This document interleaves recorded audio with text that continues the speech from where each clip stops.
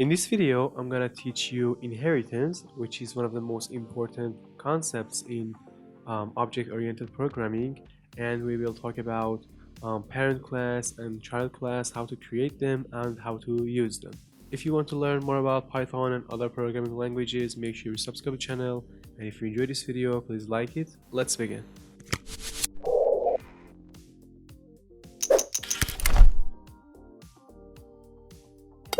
Well, inheritance is one of the most important concepts in object-oriented programming, and it allows us to define a class that inherits all the methods and properties from another class.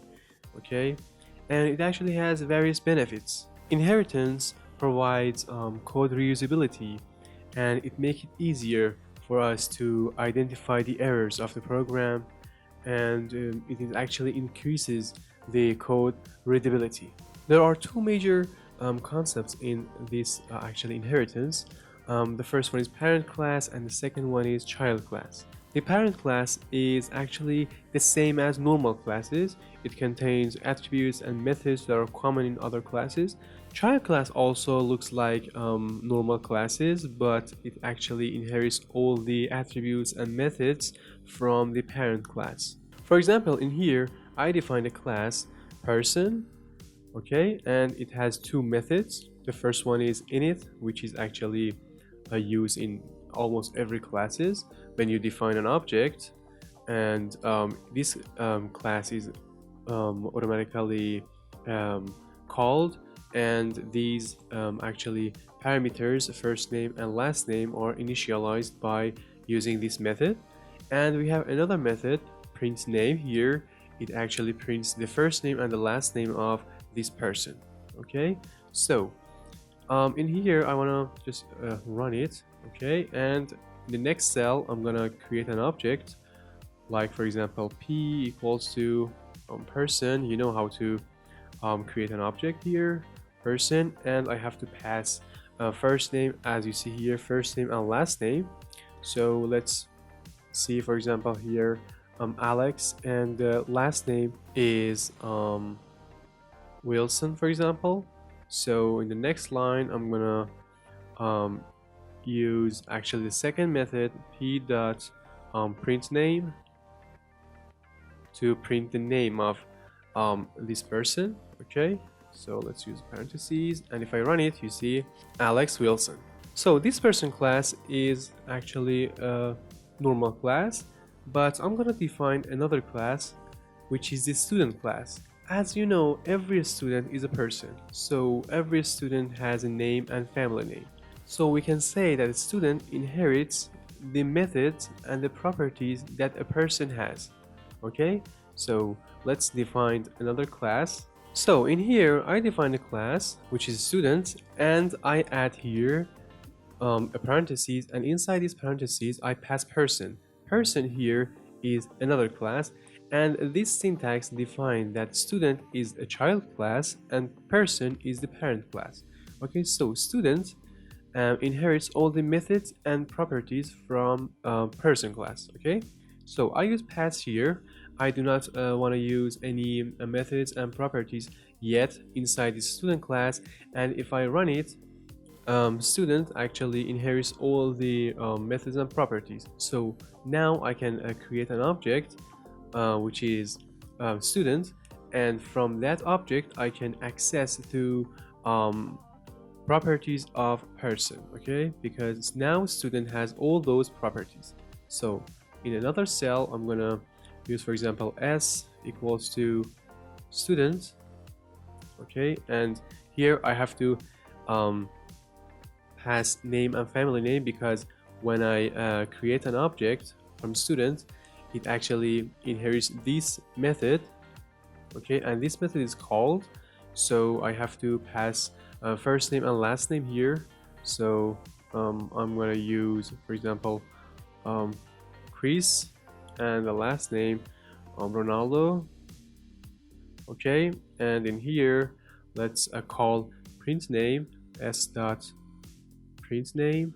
Okay, and if I run it, you see Chris Ronaldo is printed, although there isn't any method in here, but this print is called because it is inherited from this class. Okay, now you see everything is inherited, but what if I want to, for example, add another method to this class, or I'm gonna change this init class. I'm gonna, for example, add another variables, initialize another variables when an object is created, okay, other than these two actually properties.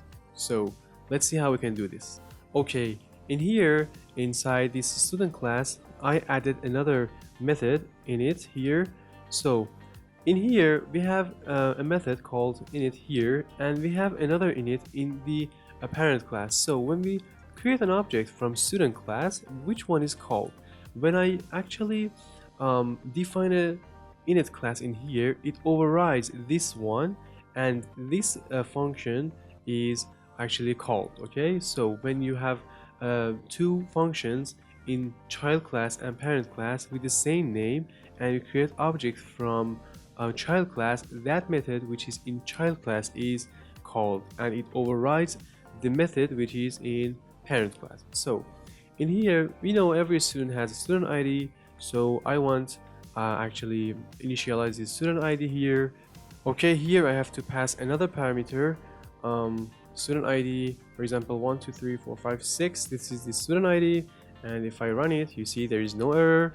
So student ID is not printed because we did not print student ID, because when we use print name here, there is no print name in the child class, so this print name which is in parent class is called, and inside this print name we do not have any student ID. So I have to define my own print name here if I want to, for example, print student ID with print name. So let's actually change the class name here. Don't forget about indentation, and print name, and for example and ID, and here self student ID, and in the next line I want to print self dot, for example, student ID.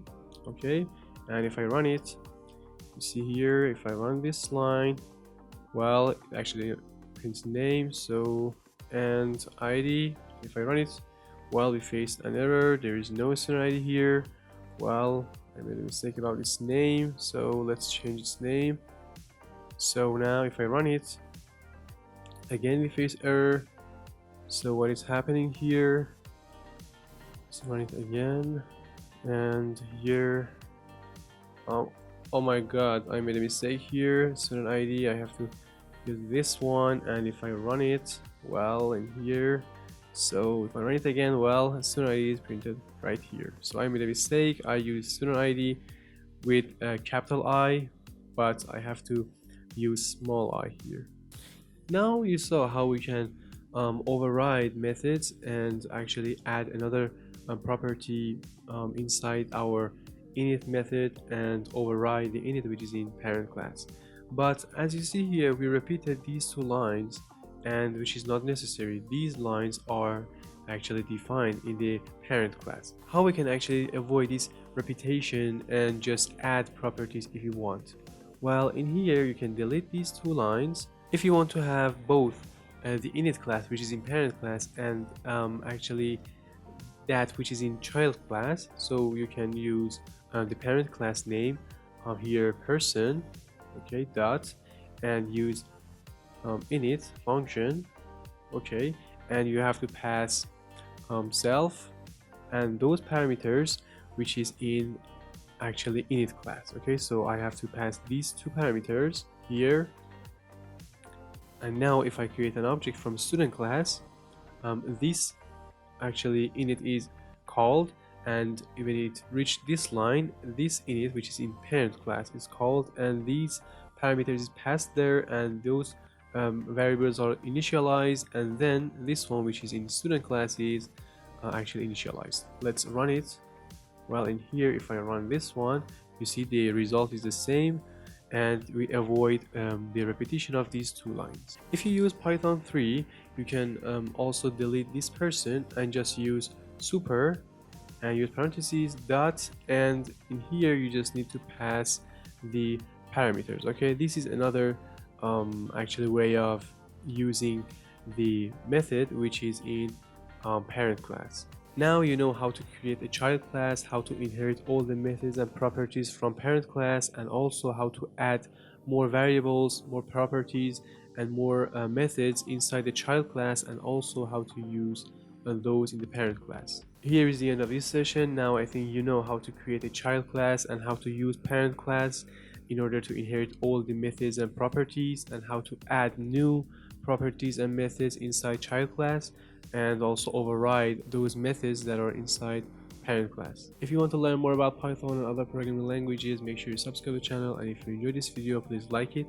If you have any questions, leave comment. I will reach you as soon as possible. Bye for now.